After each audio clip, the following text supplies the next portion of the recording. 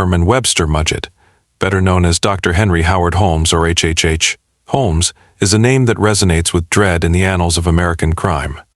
Born in 1861 in Gilmanton, New Hampshire, Holmes would eventually grow into one of the nation's first serial killers, earning his infamy not through impulse, but through calculated, cold-blooded cruelty. His story, marked by a series of cons, lies, and murders, unfolds with a nightmarish sense of inevitability. Holmes' most notorious exploit was the construction of his murder castle in Chicago, a building designed not only for lodging guests but for capturing and killing them. This narrative will delve deep into his early life, his crimes, and the terrifying legacy he left behind. Herman Webster Mudgett was born into a strict Methodist household, the third of 5 children. Though his family was neither impoverished nor wealthy, Holmes' childhood bore the harsh mark of discipline, isolation, and bullying. Schoolmates recalled him as a bright but peculiar boy, fascinated by anatomy and seemingly undisturbed by the sight of blood, a trait that would later come to define his actions. He allegedly began dissecting animals at a young age, a dark precursor to the atrocities he would commit later. Holmes' early interest in anatomy was amplified when local bullies forced him into a doctor's office and confronted him with a human skeleton. Instead of being traumatized, Holmes found himself fascinated by the skeleton's structure. This incident, by his own later admissions, ignited his dark curiosity. He began reading medical texts and soon developed a sinister obsession with death and dissection. In his late teens, Holmes attended Phillips Exeter Academy, where he excelled academically, particularly in science. His academic success led him to study medicine, first at the University of Vermont and later at the University of Michigan Medical School. Here he refined his knowledge of anatomy and began experimenting with deception and crime, reportedly stealing cadavers to collect life insurance money by creating fictitious death claims. This period marked the beginning of Holmes' double life: doctor by day, schemer and con artist by night. In 1886, Holmes moved to Chicago, a bustling metropolis ripe with opportunity, and rebranded himself as Dr. H.H. Holmes. Soon after his arrival, he secured employment at a drugstore in Englewood, Illinois, which was owned by an elderly couple. According to reports, Holmes eventually bought the drugstore under mysterious circumstances after the couple's sudden disappearance, which raised suspicions but no immediate accusations. Holmes' real estate acquisition grew from there. In 1887, he purchased a vacant lot across the street and began constructing his infamous 3-story building, which would later be dubbed the Murder Castle. Holmes publicly marketed it as a hotel, boarding house, and commercial building. But behind its facade, it was a house of horrors.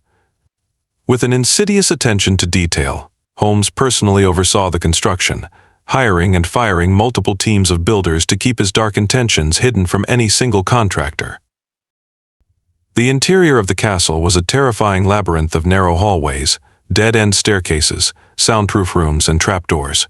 Its upper floors contained rooms designed for death. Some were equipped with gas lines that could be activated from a hidden control panel, suffocating unsuspecting guests as they slept. Other rooms were lined with iron plates to muffle the screams of those inside. Holmes even installed chutes leading directly to the basement, where he kept vats of acid, a crematorium, and surgical tools for dismembering bodies.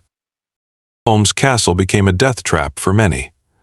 The hotel attracted visitors from across the country, especially with the 1893 World's Columbian Exposition in Chicago bringing millions of people to the city. This influx of visitors provided Holmes with an endless stream of potential victims. He selected his targets based on wealth, beauty, or sheer convenience, checking them into his hotel with the charm and ease of a refined gentleman, only to lead them to their doom. Holmes' cunning extended beyond murder. He was a skilled manipulator, preying on the vulnerabilities of those around him. He hired young women to work in his hotel, many of whom disappeared without a trace.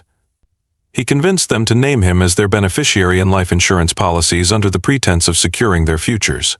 With this setup, he profited from their deaths, collecting insurance payouts as the bodies piled up. His web of deceit spread further.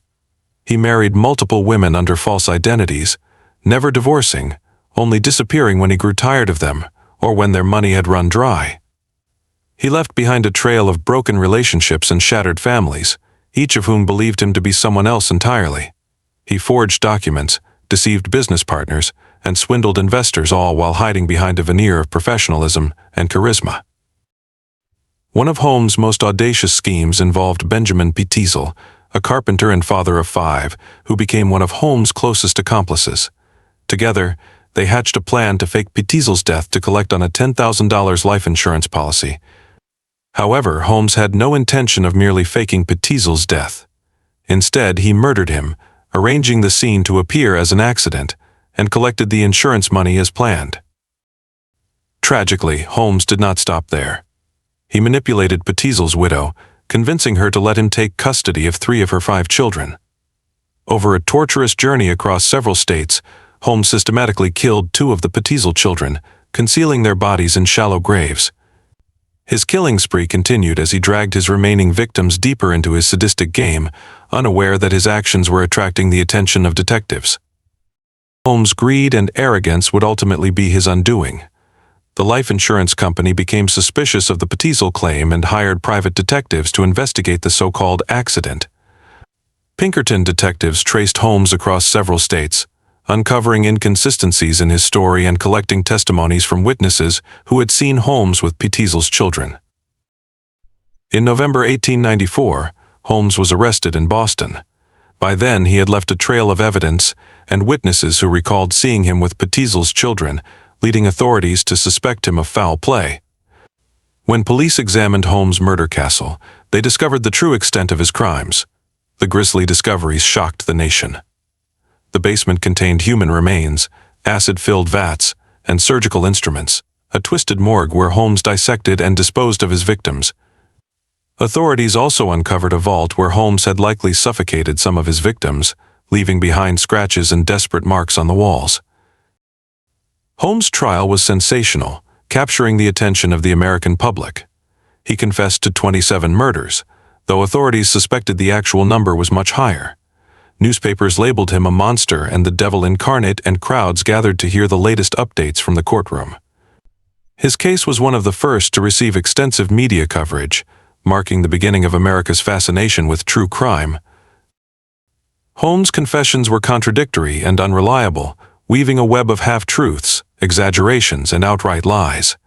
He alternated between admitting guilt and claiming innocence, toying with the public and the press. In his final written statement, Holmes' own story, he presented himself as a victim of fate, a misunderstood soul who had been manipulated by his darker impulses.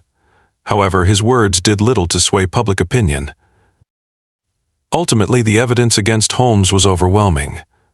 On May 7, 1896, he was sentenced to death and hanged at Moyamensing Prison in Philadelphia. Witnesses reported that he showed no remorse in his final moments, meeting his fate with a stoic calm that sent chills through onlookers.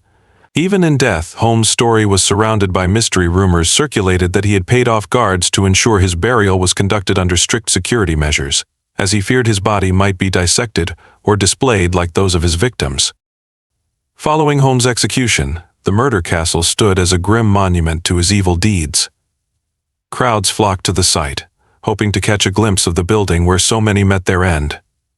However, in 1895, a mysterious fire destroyed most of the structure, which many believed was an attempt to erase the haunting evidence of Holmes' crimes. Although only a portion of the building survived, its infamy lived on. The murder castle became an urban legend, a physical manifestation of pure evil that fascinated true crime enthusiasts and haunted the imagination of generations. The legacy of H.H. Holmes endures as a chilling example of the darkest potential within humanity. His story has been retold in numerous books, documentaries, and even fictional adaptations. Holmes' life and crimes serve as both a cautionary tale and a dark source of intrigue, reminding us of the potential for cruelty that can lurk behind a charming smile. His ability to manipulate, deceive, and kill without remorse has earned him a notorious place in history, often hailed as America's first serial killer.